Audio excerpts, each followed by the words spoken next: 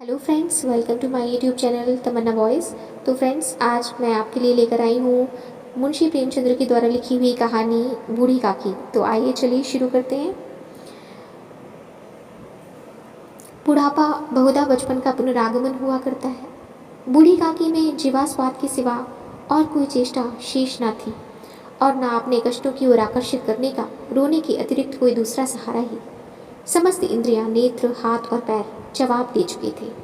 पृथ्वी पर पड़ी रहती और घर वाले कोई बात उनकी इच्छा के प्रतिकूल करते, भोजन का समय टल जाता या उसका परिणाम पूर्ण ना होता, या बाजार से कोई वस्तु आती और ना मिलती तो ये रोने लगती थी।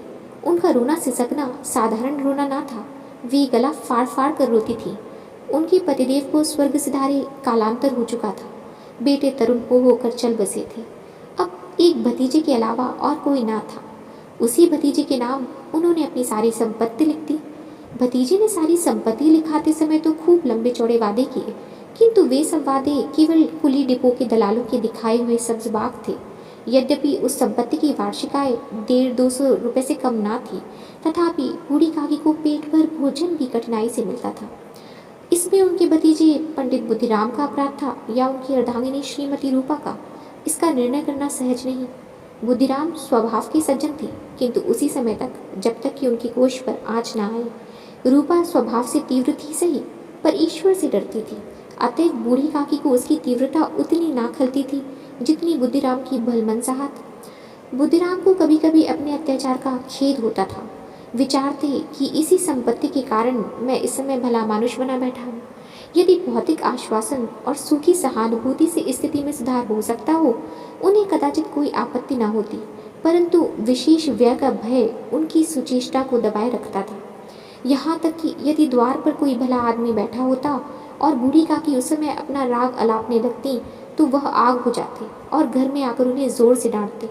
लड़कों को बुढ़ों से स्वाभाविक विद्वेष होता ही है, और फिर जब माता पिता का यह रंग देखते तो वे बूढ़ी काकी को और सताया करते।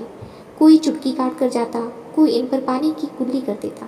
काकी चीख मारकर रोती, परंतु यह बात प्रसिद्ध थी कि वह केवल खाने के लिए रोती हैं, अतएव उनके संताप और आर्तनाद पर कोई ध्यान नहीं देता था। हाँ, काकी क्रोधातुर होकर बच्चों को गालियां देने लगती तो रूपा घटनास्थल पर आ पहुंचती। इस भय से काकी अपनी जिह्वा कृपाण का कदाचित ही प्रयोग करती थी। यद्यपि उपद्रव शांति का यह उपाय रोने से कहीं अधिक उपयुक्त था। संपूर्ण परिवार में यदि काकी से किसी को अनुराग था तो वह बुद्धिराम की छोटी लड़की लाडली थी। लाडली अपने दोनों भाइयों के भय से अपने हिस्से की मिठाई चबैना बूढ़ी काकी के पास बैठकर खाया करती थी। यही उसका रक्षागार था, और यद्यपि काकी की शरण उनकी लोलुपता के कारण बहुत महंगी पड़ती थी, तथापि भाइयों के अन्याय से सुरक्षा कहीं सुलभ थी तो बस यही। इसी स्वार्थानुकूलता ने उन दोनों में सहानुभूति का आरोपण कर दिया था। रात का समय था। बुद्धिराम के द्वार पर शहनाई बज रही थी और गांव के बच्चों का झुंड विस्मयपूर्ण नेत्रों से गाने का रसास्वादन कर रहा था। चारपाइयों पर मेहमान विश्राम करते हुए नाइयों से मुक्कियां लगवा रहे थे। समीप खड़ा भाट विरुदावली सुना रहा था और कुछ भावुक के मेहमानों की वाह वाह पर ऐसा खुश हो रहा था मानो इस वाह वाह का यथार्थ में वही अधिकारी है। दो एक अंग्रेजी पढ़े हुए नवयुवक इन व्यवहारों से उदासीन थे। वे इस गवार मंडली में बोलना या सम्मिलित होना अपनी प्रतिष्ठा के प्रतिकूल समझते थे। आज बुद्धिराम के बड़े लड़के मुखराम का तिलक आया है, यह उसी का उत्सव है। घर के भीतर स्त्रियां गा रही थीं और रूपा मेहमानों के लिए भोजन में व्यस्त थी। भट्टियों पर कहाड़ चढ़ रहे थे। एक में पूड़ियाँ कचौड़ियाँ निकल रही थी, दूसरे में अन्य पकवान बनते थे। एक बड़े हंडे में मसालेदार तरकारी पक रही थी। घी और मसाले की क्षुधावर्धक सुगंध चारों ओर फैली हुई थी। बूढ़ी काकी अपनी कोठरी में शोक में विचार की भांति बैठी हुई थी। यह स्वाद मिश्रित सुगंधी उन्हें बेचैन कर रही थी। वे मन ही मन विचार कर रही थी, संभवतः मुझे पूड़ियाँ ना मिलेंगी। इतनी देर हो गई, कोई भोजन लेकर नहीं आया। मालूम होता है सब लोग भोजन कर चुके हैं, मेरे लिए कुछ ना बचा। यह सोचकर उन्हें रोना आया, परंतु अपशकुन के भय से वह रो ना सकी। आहा, कैसी सुगंधी है! अब मुझे कौन पूछता है? जब रोटियों की हिलाले पड़े हैं तब ऐसे भाग्य कहाँ कि भरपेट पूड़ियाँ मिले। यह विचार कर उन्हें रोना आया, कलेजे में हूक सी उठने लगी, परंतु रूपा के भय से उन्होंने फिर मौन धारण कर लिया। बूढ़ी काकी देर तक इन्हीं दुखदायक विचारों में डूबी रही। घी और मसालों की सुगंध रह रहकर मन को आपे से बाहर किए देती थी। मुंह में पानी भर भर आता था। पूड़ियों का स्वाद स्मरण करके हृदय में गुदगुदी होने लगती थी। किसे पुकारूं, आज लाडली बेटी भी नहीं आई। दोनों छोकरे सदा दिख दिया करते हैं, आज उनका भी कहीं पता नहीं। कुछ मालूम तो होता कि क्या बन रहा है। बूढ़ी काकी की कल्पना में पूड़ियों की तस्वीर नाचने लगी। खूब लाल लाल, फूली फूली, नरम नरम होंगी। रूपा ने भली भांति भोजन किया होगा। कचौड़ियों में अजवाइन और इलायची की महक आ रही होगी। एक पूड़ी मिलती तो जरा हाथ में लेकर देखती। क्यों ना चलकर कहाड़ के पास सामने ही बैठ जाऊं। पूड़ियाँ छन छन कर तैयार होंगी। कहाड़ से गरम गरम निकलकर थाल में रखी जाती होंगी। फूल हम घर में सूंघ सकते हैं, परंतु वाटिका में कुछ और ही बात होती है। इस प्रकार निर्णय करके बूढ़ी काकी उकड़ू बैठकर हाथों के बल सरकती हुई बड़ी कठिनाई से चौखट से उतरी और धीरे धीरे रेंगते हुए कड़ाह के पास जा बैठी। यहाँ आने पर उन्हें इतना धैर्य हुआ कि जितना भूखे कुत्ते को खाने वाले के सम्मुख बैठने में होता है। रूपा उस समय कार्यभार से उद्विग्न हो रही थी।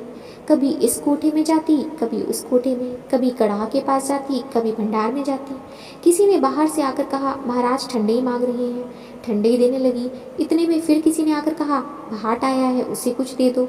भाट के लिए सीधा निकाल रही थी कि एक तीसरे आदमी ने आकर पूछा, अभी भोजन तैयार होने में कितना विलम्ब है, जरा ढोल मजीरा उतार दो। बेचारी अकेली स्त्री दौड़ते दौड़ते व्याकुल हो रही थी, झुंझलाती थी, कुड़ती थी, परंतु क्रोध प्रकट करने का अवसर ना पाती थी। भय होता कहीं पड़ोसनी यह ना कहने लगी कि इतने में उबल पड़ी।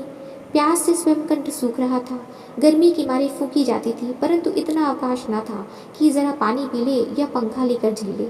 यह भी खटका था कि जरा आँख हटी और चीज़ों की लूट मची। इस अवस्था में उसने बूढ़ी काकी को कड़ाह के पास बैठी देखा तो जल गई। क्रोध ना रुक सका। इसका भी ध्यान न रहा कि पड़ोसिनी बैठी हुई है, मन में क्या कहेंगी। पुरुषों में लोग सुनेंगे तो क्या कहेंगे।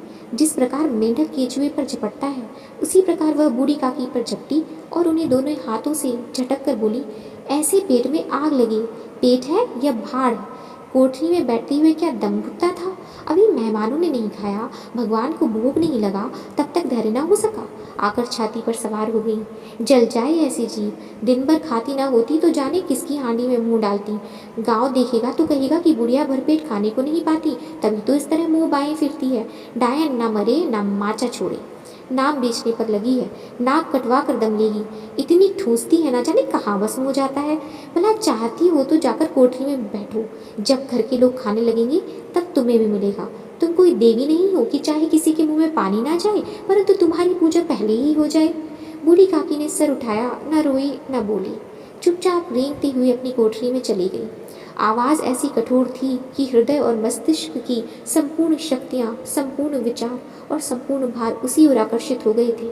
नदी में जब कगार का कोई वृहद खंड कट कर गिरता है तो आसपास का जल समूह चारों ओर से उसी स्थान को पूरा करने के लिए दौड़ता है। भोजन तैयार हो गया है। आंगन में पत्तलें पड़ गईं, मेहमान खाने लगे। स्त्रियों ने जेवनार गीत गाना आरंभ कर दिया। मेहमानों के नाई और सेवकगण भी उसी मंडली के साथ किंतु कुछ हटकर भोजन करने बैठे थे। परंतु सभ्यतानुसार जब तक सब के सब खा ना चुके कोई उठ नहीं सकता था। दो एक मेहमान जो कुछ पढ़े लिखे थे, सेवकों के दीर्घ हाथ पर झुंझला रहे थे। वे इस बंधन को व्यर्थ और बेकार ही बात समझते थे। बूढ़ी काकी अपनी कोठरी में जाकर पश्चाताप कर रही थी कि मैं कहाँ से कहाँ आ गई। उन्हें रूपा पर क्रोध नहीं था, अपनी जल्दबाजी पर दुख था। सच ही तो है, जब तक मेहमान लोग भोजन ना कर चुकेंगे घर वाले कैसे खाएंगे। मुझसे इतनी देर भी ना रहा गया, सबके सामने पानी उतर गया। अब जब तक कोई बुलाएगा नहीं, ना जाऊंगी। मन ही मन इस प्रकार का विचार कर वह बुलाने की प्रतीक्षा करने लगी। परंतु घी की रुचिकर सुवास बड़ी धैर्य परीक्षक प्रतीत हो रही थी। उन्हें एक एक पल एक एक युग के समान मालूम होता था। अब पत्तल बिछ गई होगी, अब मेहमान आ गए होंगे, लोग हाथ पैर धो रहे हैं, नाई पानी दे रहा है, मालूम होता है लोग खाने बैठ गए, जीवनार गाया जा रहा है। यह विचार कर वह मन को बहलाने के लिए लेट गई। धीरे धीरे एक गीत गुनगुनाने लगी। उन्हें मालूम हुआ कि मुझे गाते देर हो गई। क्या इतनी देर तक लोग भोजन कर ही रहे होंगे। किसी की आवाज़ सुनाई नहीं देती। अवश्य ही लोग खा पी कर चले गए। कोई मुझे बुलाने नहीं आया है। रूपा चिढ़ गई है, क्या जाने ना बुलाए। सोचती हो कि आप ही आवेंगी। वह कोई मेहमान तो नहीं जो उन्हें बुलाऊं। बूढ़ी काकी चलने को तैयार हुई। यह विश्वास कि 1 मिनट में पूड़ियाँ और मसालेदार तरकारियाँ सामने आएंगी उनकी स्वादेंद्रियों को गुदगुदाने लगा। उन्होंने मन में तरह तरह के मंसूबे बांधे। पहले तरकारी से पूड़ियाँ खाऊंगी, फिर दही और शक्कर से, कचौड़ियाँ रायते के साथ मज़ेदार मालूम होंगी। चाहे कोई बुरा माने चाहे भला, मैं तो मांग मांग कर खाऊंगी। यही ना लोग कहेंगे कि इन्हें विचार नहीं। कहा करें, इतने दिन के बाद पूड़ियाँ मिल रही हैं तो मुँह जूठा करके थोड़ी ही उठ जाऊंगी। वह उकड़ू बैठकर सरकते हुए आंगन में आई, परंतु हाय दुर्भाग्य! अभिलाषा ने अपने पुराने स्वभाव के अनुसार समय की मिथ्या कल्पना की थी। मेहमान मंडली अभी बैठी हुई थी। कोई खाकर उंगलियां चाटता था, कोई तिरछी नेत्रों से देखता था कि और लोग अभी खा रहे हैं या नहीं। कोई इस चिंता में था कि पत्तल पर पूड़ियाँ छूटी जाती हैं, किसी तरह इन्हें भीतर रख लेता। कोई दही खाकर चटकारता था, परंतु दूसरा दोना मांगते संकोच करता था कि इतने में बूढ़ी काकी रेंगती हुई उनके बीच में आ पहुंची। कई आदमी चौंक उठ खड़े हुए, पुकारने लगे, अरे यह बुढ़िया कौन है? यह कहाँ से आ गई? देखो किसी को छू ना दे। पंडित बुद्धिराम काकी को देखते ही क्रोध से तिलमिला गए। पूड़ियों का थाल लिए खड़े थे। थाल को जमीन पर पटक दिया और जिस प्रकार निर्दयी महाजन अपने किसी बेईमान और भगोड़े कर्जदार को देखते ही उसका टेटुआ पकड़ लेता है, उसी तरह लपक कर उन्होंने काकी के दोनों हाथ पकड़े और घसीटते हुए लाकर उन्हें अंधेरी कोठरी में धम से पटक दिया। आशा रूपी वाटिका लू के एक झोंके से विनष्ट हो गई। मेहमानों ने भोजन किया, घर वालों ने भोजन किया, बाजे वाले, धोबी, चमार भी भोजन कर चुके, परंतु बूढ़ी काकी को किसी ने ना पूछा। बुद्धिराम और रूपा दोनों ही बूढ़ी काकी को उनकी निर्लज्जता के लिए दंड देने का निश्चय कर चुके थे। उनके बुढ़ापे पर, दीनता पर, हतज्ञान पर किसी को करुणा ना आई। अकेली लाडली उनके लिए कुढ़ रही थी। लाडली को काकी से अत्यंत प्रेम था। बेचारी भोली लड़की थी। बाल विनोद और चंचलता की उसमें गंध तक ना थी। दोनों बार जब उसके माता पिता ने काकी को निर्दयता से घसीटा तो लाडली का हृदय ऐंठ कर रह गया।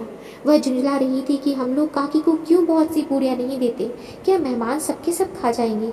और यदि काकी ने मेहमानों से पहले खा लिया तो क्या बिगड़ जाएगा? वह काकी के पास जाकर उन्हें धैर्य देना चाहती थी, परंतु माता के भय से ना जाती थी। उसने अपने हिस्से की पूड़ियाँ बिल्कुल ना खाई, अपनी गुड़िया की पिटारी में बंद कर रखी थी। उन पूड़ियों को काकी के पास ले जाना चाहती थी। उसका हृदय अधीर हो रहा था। बूढ़ी काकी मेरी बात सुनते ही उठ बैठेंगी, पूड़ियाँ देखकर कितनी प्रसन्न होंगी, मुझे बहुत प्यार करेंगी। रात को 11 बज गए थे। रूपा आंगन में पड़ी सो रही थी। लाडली की आंखों में नींद न आती थी। काकी को पूड़ियाँ खिलाने की खुशी उसे सोने ना देती थी। उसने गुड़ियों की पिटारी सामने रखी थी। जब विश्वास हो गया कि अम्मा सो रही हैं तो वह चुपके से उठी और विचारने लगी, कैसे चलूं? चारों ओर अंधेरा था, केवल चूल्हों में आग चमक रही थी और चूल्हों के पास एक कुत्ता लेटा हुआ था। लाडली की दृष्टि सामने वाले नीम पर गई। उसे मालूम हुआ कि उस पर हनुमान जी बैठे हुए हैं। उनकी पूंछ, उनकी गदा वह स्पष्ट दिखलाई दे रही है। मारे भय के उसने आंखें बंद कर ली। इतने में कुत्ता उठ बैठा। लाडली को ढांढस हुआ। कई सोए हुए मनुष्यों के बदले एक भागता हुआ कुत्ता उसके लिए अधिक धैर्य का कारण हुआ। उसने पिटारी उठाई और बूढ़ी काकी की कोठरी की ओर चली। बूढ़ी काकी को केवल इतना स्मरण था कि किसी ने मेरे हाथ पकड़कर घसीटे। फिर ऐसा मालूम हुआ कि जैसे कोई पहाड़ पर उड़ाए लिए जाता है। उनके पैर बार बार पत्थरों से टकराए, तब किसी ने उन्हें पहाड़ पर से पटका। वे मूर्छित हो गई। जब वे सचेत हुई तो किसी की जरा भी आहट न मिलती थी। समझी कि सब लोग खा पी कर सो गए और उनके साथ मेरी तकदीर भी सो गई। रात कैसे कटेगी? राम, क्या खाऊं? पेट में अग्नि धधक रही है। हाय, किसी ने मेरी सुधि ना ली। क्या मेरा पेट काटने से धन जुड़ जाएगा? इन लोगों को इतनी भी दया नहीं आती कि न जाने बुढ़िया कब मर जाए, उसका जी क्यों दुखावे। मैं पेट की रोटियां ही खाती हूँ कि कुछ और। इस पर यह हाल, मैं अंधी अपाहिज ठहरी, ना कुछ सुनूं ना बूझूं। यदि आंगन में चली गई तो क्या बुद्धिराम से इतना कह देना बनता था कि काकी अभी लोग खाना खा रहे हैं, फिर आना। मुझे घसीटा, पटका। उन्हीं पूड़ियों के लिए रूपा ने सबके सामने गालियां दी। उन्हीं पूड़ियों के लिए इतनी दुर्गति करने पर भी उनका पत्थर का कलेजा ना पसीजा। सबको खिलाया, मेरी बात तक ना पूछी। जब तब ही ना दी, तब अब क्या देंगे? यह विचार कर काकी निराशा में संतोष के साथ लेट गई। लाने से गला भर भर आता था, परंतु मेहमानों के भय से रोती ना थी। सहसा कानों में आवाज़ आई, काकी उठो, मैं पूड़ियाँ लाई हूँ। काकी ने लाडली की बोली पहचानी। चटपट उठ बैठी। दोनों हाथों से लाडली को टटोला और उसे गोद में बिठा लिया। लाडली ने पूड़ियाँ निकाल कर दी। काकी ने पूछा, क्या तुम्हारी अम्मा ने दी है? लाडली ने कहा, नहीं, यह मेरे हिस्से की है। काकी पूड़ियों पर टूट पड़ी। 5 मिनट में पिटारी खाली हो गई। लाडली ने पूछा, काकी पेट भर गया? जैसे थोड़ी सी वर्षा ठंडक के स्थान पर और भी गर्मी पैदा कर देती है, उस भांति इन थोड़ी पूड़ियों ने काकी की क्षुधा और इच्छा को और उत्तेजित कर दिया था। बोली, नहीं बेटी, जाकर अम्मा से और मांग लाओ। लाडली ने कहा, अम्मा सोती है, जगाऊंगी तो मारेंगी। काकी ने पिटारी को फिर टटोला। उसमें कुछ खुरचन गिरी थी, बार बार होंठ चाटती थी, चटकारे भरती थी।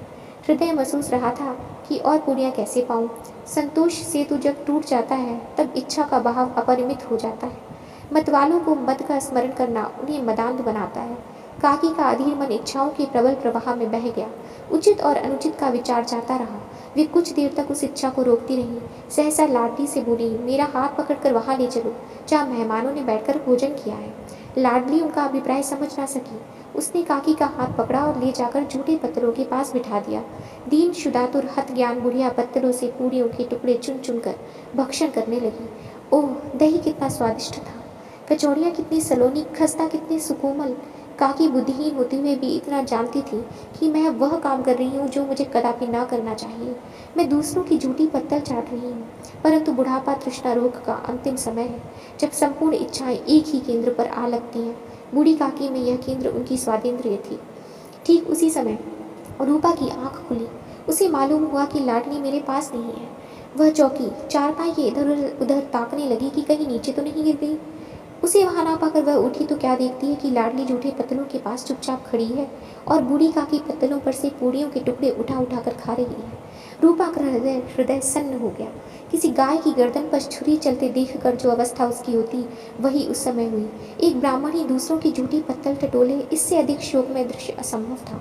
बूढ़ियों की कुछ ग्रासों के लिए उसकी चचेरी सास ऐसा निकृष्ट कर्म कर रही है। यह वह दृश्य था जिसे देखकर देखने वालों के हृदय कांप उठते थे। ऐसा प्रतीत होता मानो जमीन रुक गई, आसमान चक्कर खा रहा है, संसार पर कोई आपत्ति आने वाली है। रूपा को क्रोध ना आया, शोक के सम्मुख क्रोध कहा। करुणा और भय से उसकी आंखें भर आईं। इस अधर्म का भागी कौन है? उसने सच्चे हृदय से गगन मंडल की ओर हाथ उठाकर कहा, परमात्मा, मेरे बच्चों पर दया करो। इस अधर्म का दंड मुझे मत दो, नहीं तो मेरा सत्यानाश हो जाएगा। रूपा को अपनी स्वार्थपरता और अन्याय इस प्रकार प्रत्यक्ष रूप से कभी न दिख पड़े थे। वह सोचने लगी, हाय कितनी निर्दय हूँ। जिसकी संपत्ति से मुझे 200 रुपया आय हो रही है, उसकी यह दुर्गति, और मेरे कारण हे दयामय भगवान, मुझसे बड़ी भारी चूक हो रही है। मुझे क्षमा करो। आज मेरे बेटे का तिलक था, सैकड़ों मनुष्यों ने भोजन पाया, मैं उनके इशारों की दासी बनी रही, अपने नाम के लिए सैकड़ों रुपए व्यय कर दिए, परंतु जिसकी बदौलत हजारों रुपए खाए, उसे इस उत्सव में भी भरपेट भोजन ना दे सकी। केवल इसी कारण तो वह वृद्धा असहाय है। रूपा ने दिया जलाया, अपने भंडार का द्वार खोला और एक थाली में संपूर्ण सामग्रियां सजाकर बूढ़ी काकी की ओर चली। आधी रात जा चुकी थी। आकाश पर तारों के थाल सजे हुए थे और उन पर बैठे हुए देवगण स्वर्गीय पदार्थ सजा रहे थे, परंतु उसमें किसी को वह परमानंद प्राप्त न हो सकता था जो बूढ़ी काकी को अपने सम्मुख थाल देखकर प्राप्त हुआ। रूपा ने कंठारुद्ध स्वर में कहा, काकी उठो, भोजन कर लो। मुझसे आज बड़ी भूल हुई, उसका बुरा ना मानना। परमात्मा से प्रार्थना कर दो कि वह मेरा अपराध क्षमा कर दे। भोले भाले बच्चों की भांति जो मिठाइयाँ पाकर मार और तिरस्कार सब भूल जाता है, बूढ़ी काकी वैसे ही सब बुलाकर बैठी हुई खाना खा रही थी। उनके एक एक रोए से सच्ची सदिच्छाएं निकल रही थी और रूपा बैठी स्वर्गीय दृश्य का आनंद लेने में निमग्न थी। तो दोस्तों, ये थी कहानी बूढ़ी काकी। अगर आपको यह कहानी पसंद आई तो प्लीज़ इसे लाइक और शेयर करना ना भूलें, और ऐसी ही अच्छी कहानियाँ सुनने के लिए मेरे चैनल को सब्सक्राइब करें। Thank you.